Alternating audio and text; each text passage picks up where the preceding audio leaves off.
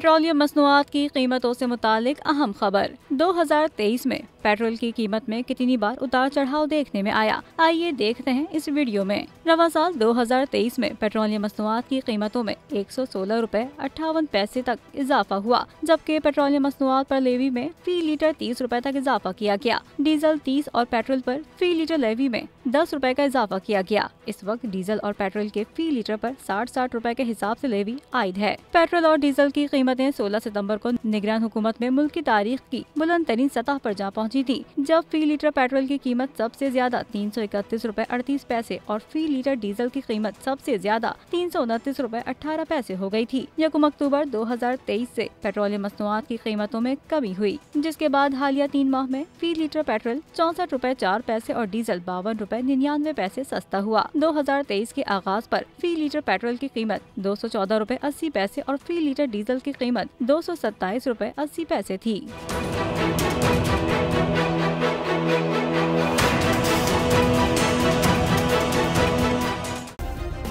Subscribe करें और bell दबाएं ताकि कोई खबर रह न जाए।